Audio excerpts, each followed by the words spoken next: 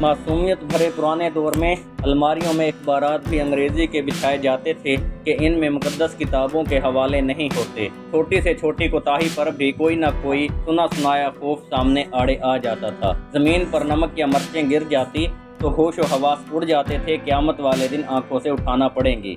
गदागरों को पूरा मोहल्ला जानता था और घरों में इनके लिए खुसूसी तौर पर खुले पैसे रखे जाते थे। मोहल्ले का डॉक्टर एक ही सिरिंज से एक दिन में 50-50 मरीजों को टीके लगाता था, लेकिन मजाल है कि कोई किसी को इन्फेक्शन हो जाए। जरकान या शदीद सर दर्द की सूरत में मौलवी साहब माथे पर हाथ रखकर दम कर दिया करते थे और बंदे भले चंगे हो जाते थे। घरों में खत आते थे और जो लोग पढ़ना नहीं जानते थे वो डाकिये से ही पढ़वाते थे। डाकिया तो गोया घर का एक फर्द ही शुमार होता था। खत लिख भी देता था, पढ़ भी देता था और लस्सी पानी पी कर ये जा और वो जा। इम्तिहानात का नतीजा आना होता था तो नस्र मिनल्लाहि फतहुन करीब पढ़कर घर से निकलते थे और खुशी खुशी पास होकर वापस आ जाते थे। ये वो दौर था जब लोग किसी बात को समझकर ओके नहीं ठीक है कहा करते थे। मौत वाले घर में सब मोहल्लेदार सच्चे दिल से रोते थे और खुशी वाले घर में हकीकी कहके लगाते थे। हर हमसाया अपने घर से सालन की एक प्लेट साथ वालों के घर भेजता था और उधर से भी प्लेट खाली नहीं आती थी। मीठे की 3 ही अक़साम होती थी, हलवा, जर्दा और खीर। आइसक्रीम दुकानों से नहीं, लकड़ी के बने ठेलों से मिलती थी जो म्यूज़िक नहीं बजाती थी।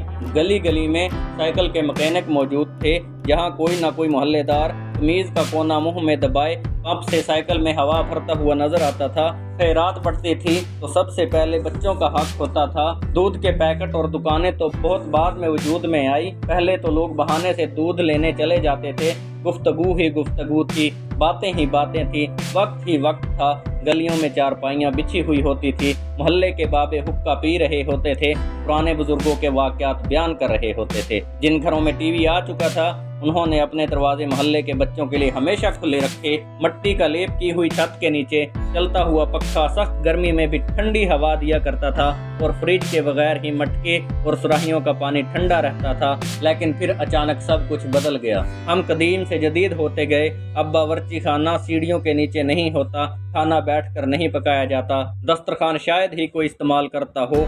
मंजन से टूथपेस्ट तक के सफ़र में हमने हर चीज़ बेहतर से बेहतर कर ली, लेकिन पता नहीं क्यों इस कदर सहूलतों के बावजूद हमें घर में एक ऐसा डब्बा ज़रूर रखना पड़ता है जिसमें डिप्रेशन, सर दर्द और ब्लड प्रेशर, नींद और विटामिन की गोलियां ज़रूर मौजूद होती हैं। ज़रा खुद के घर के बारे में ये सारी बातें सोच के देखें तो आपको यकीनन ये सब कुछ वैसा ही नज़र आएगा जैसा कि मैंने आपको बताया है।